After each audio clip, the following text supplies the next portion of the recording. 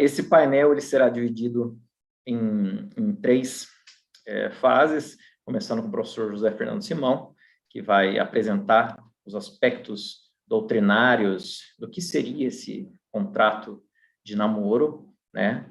Então, esses primeiros 20 minutos serão reservados ao professor Simão.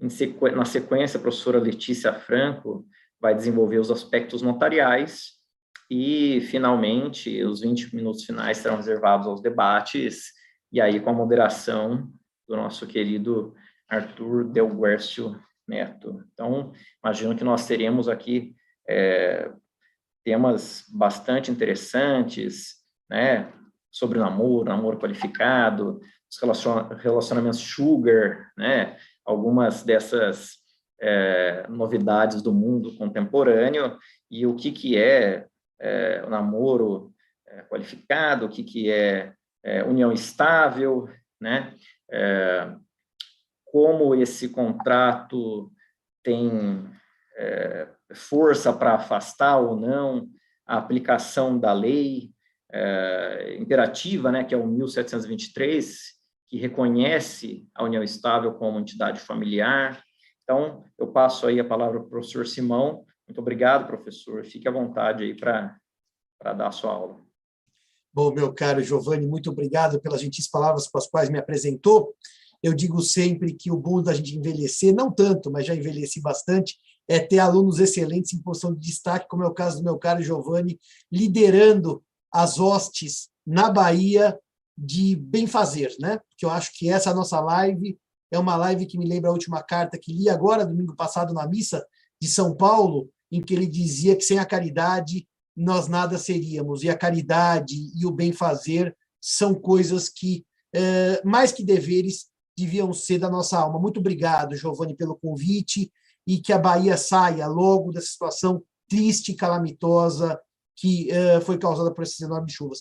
O professor Delguercio me pediu para dar uma aula em dezembro, no dia que meu pai adoeceu. Meu pai ficou 60 dias doente, faleceu agora semana retrasada, e eu não cumpri o compromisso com ele, mas cumprirei em breve. Professor Letícia, é muito prazer. Li o texto e as suas notas sobre o contrato de namoro, até acho que a sua intervenção supre a minha larga. Eu praticamente não precisaria falar nada, talvez faça algumas provocações. E o professor Caio Bartini, esse eu conheço faz tempo.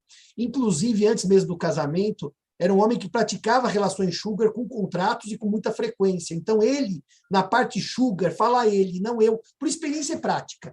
Ele é um homem que celebra contratos sugar há anos. Agora casou com a Vanessa, querida amiga, e parou com essas práticas. Mas eu acho que ele é o primeiro sugar daddy do Brasil, nos anos já 1990. Ele tinha pouco dinheiro, mas tinha muito amor. Por isso que ele já praticava esses contratos. Aliás, o professor Caio Bartini e eu tínhamos com o Fígaro e com o Paulo um podcast, Tá Fazendo Direito, no qual ele, com muito sucesso, imitava o ministro Celso de Mello e o ministro Marco Aurélio. Ele poderia até dar uma palestra de tributário na voz do ministro Marco Aurélio Mello, que é um grande conhecedor de direito tributário. Bom, Caio, é uma alegria grande. Se eu tivesse um quadro chique que nem o Caio, eu nem poria o fundo azul, eu poria o quadro. Como não tenho esse padrão financeiro, fica com o fundo azul.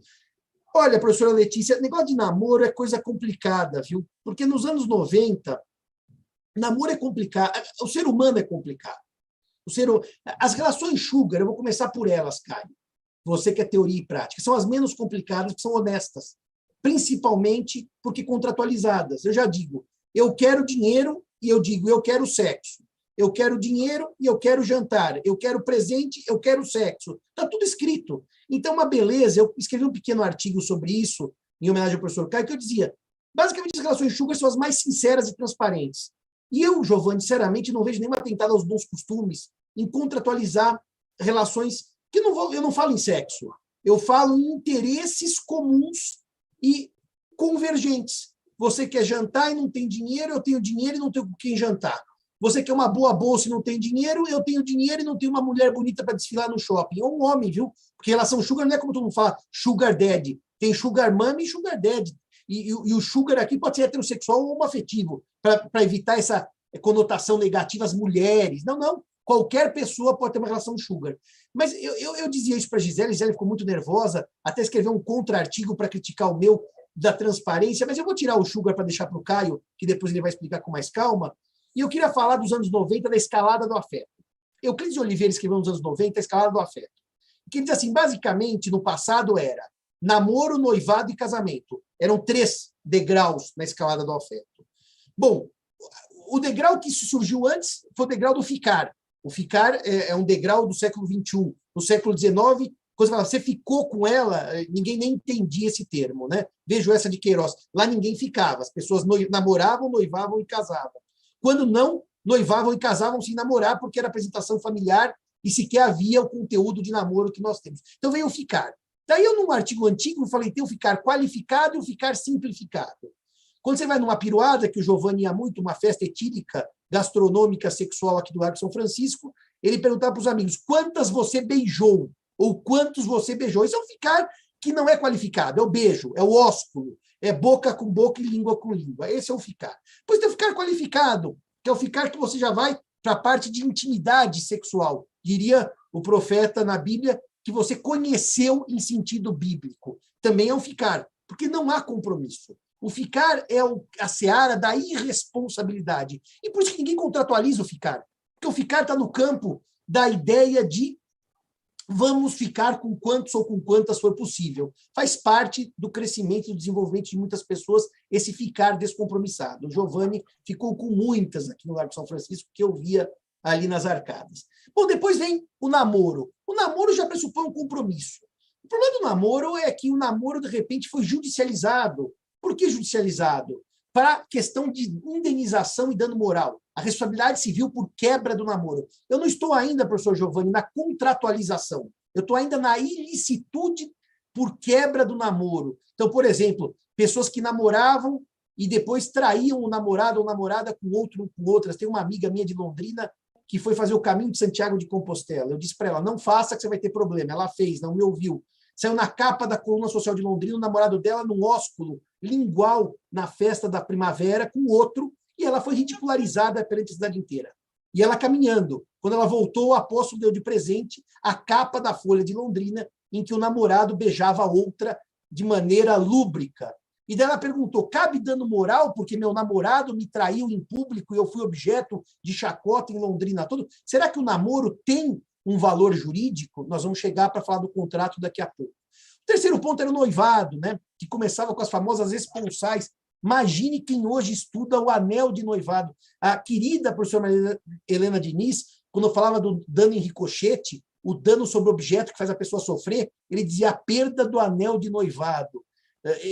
Hoje em dia as pessoas não noivam, não têm anel de noivado, e ninguém nem sabe o que são esponsais, quer dizer, hoje o dano moral por ricochete é a perda do cachorro atropelado, aí todo mundo entende. Você fala noivado, a pessoa não sabe o que é, anel muito menos. Aliás, o último anel que gerou dano moral foi do Smeagol, né, que tentou queimar o anel, coitadinho, a torta e a direito lá, o Frodo, e queimou o anel no final do filme que vocês viram a trilogia.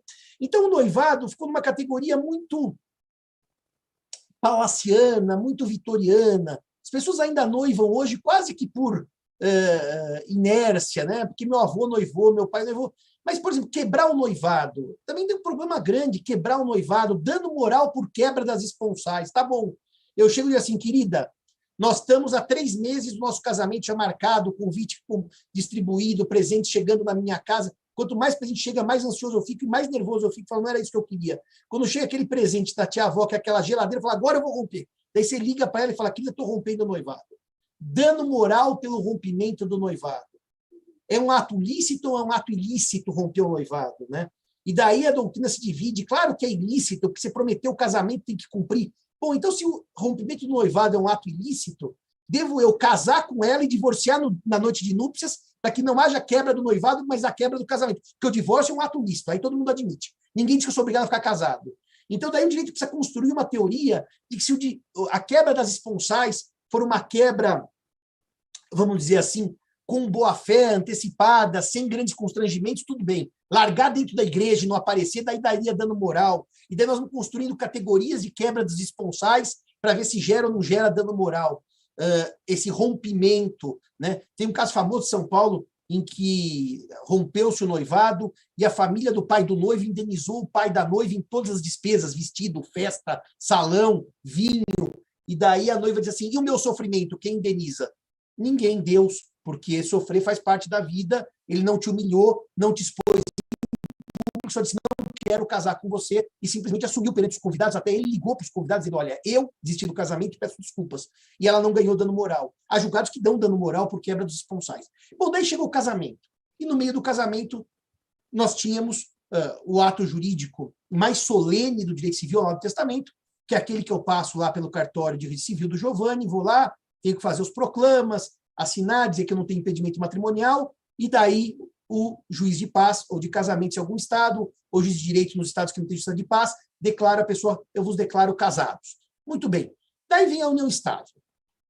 Vem a união estável, que é o casamento de fato, que é uma situação em que as pessoas se reconhecem como casadas, porque agem como tal, mas não passaram pelo ritual de habilitação e de celebração. Mas se você perguntar hoje, as pessoas falam para mim, aliás, ontem uma cliente me ligou e falou assim, olha, doutor, eu sou casada sem papel, eu sou casada por união estável. Quer dizer, as pessoas se sentem casadas sem ter passado pelo rito estatal da, vamos dizer, verificação dos impedimentos, se dá na habilitação, e da posterior celebração e, portanto, do registro no livro de casamentos do registro civil.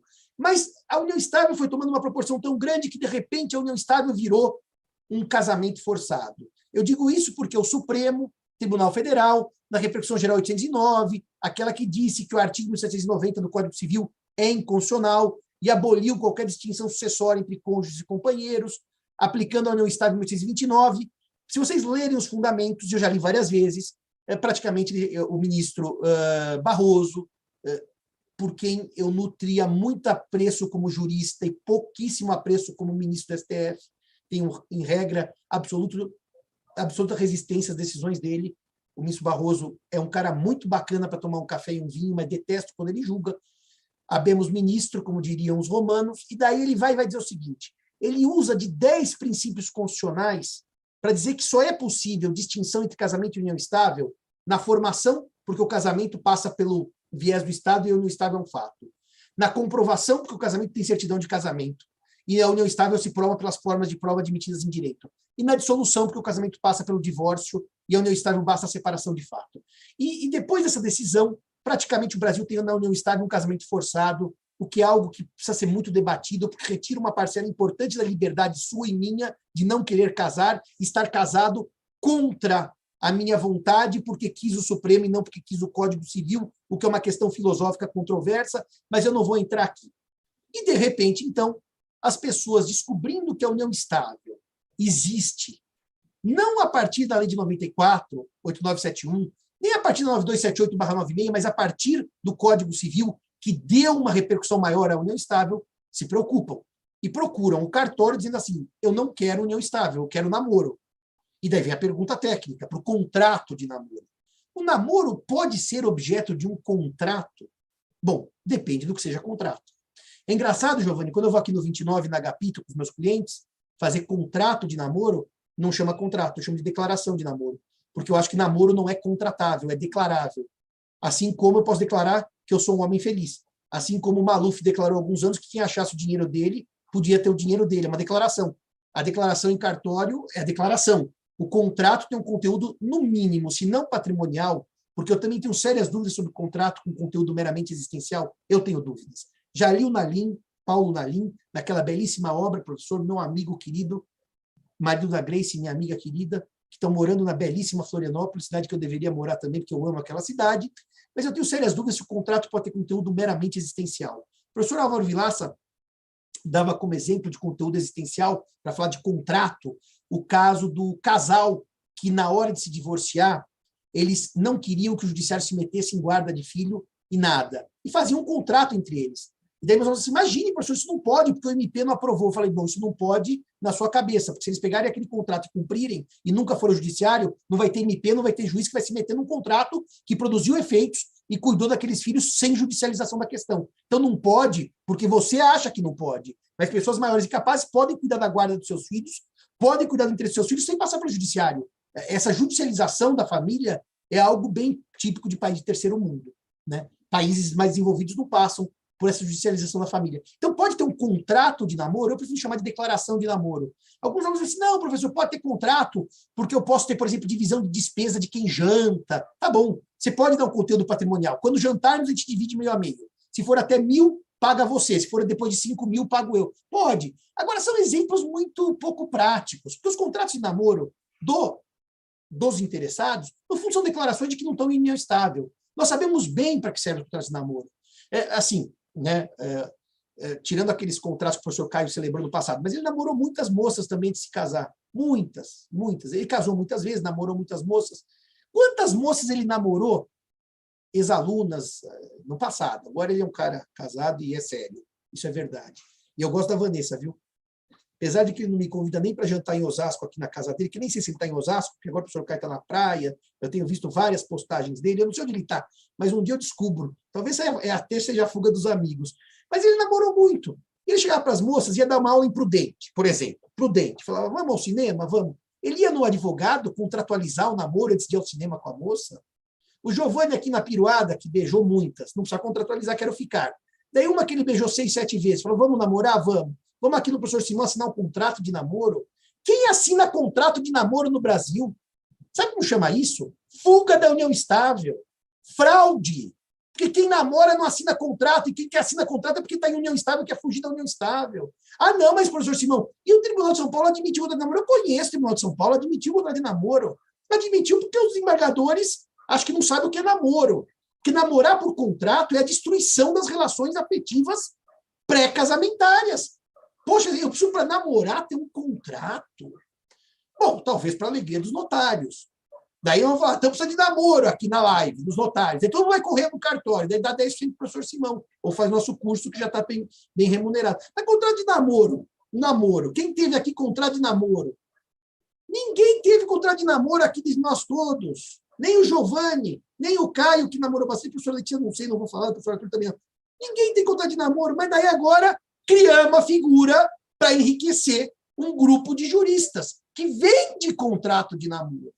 E eu fiz uma experiência, eu resolvi redigir um contrato de namoro. Então, eu qualifiquei 2 pessoas fictícias, o Antônio e o João, um namoro homoafetivo. E não consegui sair da primeira cláusula, porque eu não achava o objeto. Qual é o objeto de um contrato? É uma obrigação de dar, fazer ou não fazer. Ah, não traição, isso não é prestação, isso é dever de fidelidade, que está lá no 566 do Código Civil. Então, não há nem objeto esse contrato.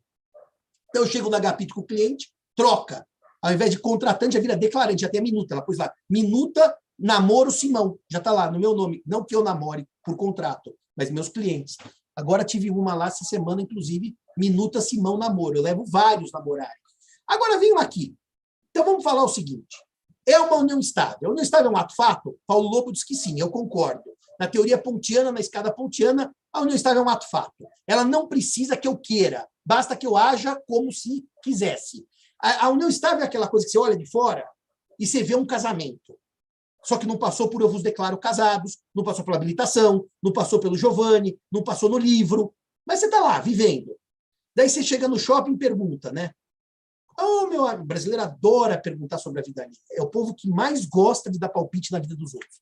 Ele é incapaz de chegar no shopping e ver alguém de mão dada e perguntar quem é? Como quem é? O que você tem a ver com isso? E se não pergunta, manda o WhatsApp no minuto seguinte. Escuta, quem é que eu te vi lá no shopping? É mulher, é namorada, é amante? Bom, daí você está no shopping de mão dada, aqui nos belíssimos shoppings de São Paulo, o professor Caio frequentou o Dourado, que é a próxima residência dele, e eu vejo ele de mão dada. Há muitos anos isso, antes de casar com a Vanessa. Eu pergunto, Caio, quem é? Ele diz, minha namorada, ela diz, meu namorado. Eles não se reconheceram como casados, tudo bem? Conta conjunta, dependente do seguro-saúde, andam juntos para cima e para baixo, é herdeira no testamento, é namoro ou é união estável? Interrogação.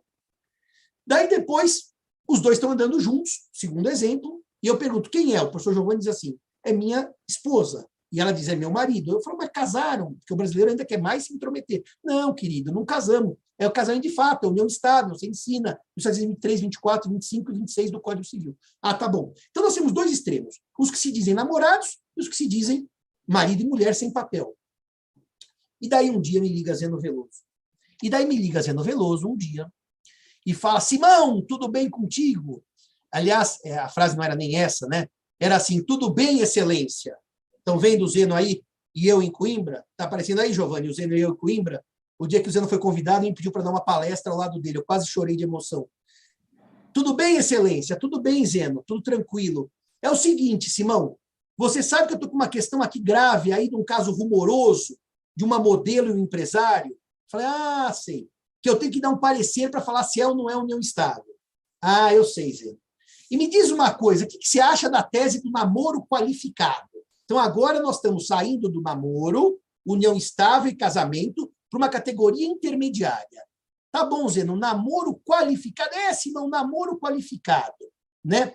E eu quero pôr aqui na tela para vocês, para acabar a minha intervenção, o que Zeno chamou de namoro qualificado. Esse é o texto do Zeno. Está aqui na tela o que o Zeno escreveu com as palavras do próprio Zeno. Ele disse assim no seu artigo: nem sempre é fácil distinguir essa situação da outra. O namoro que também se apresenta informalmente no meio social.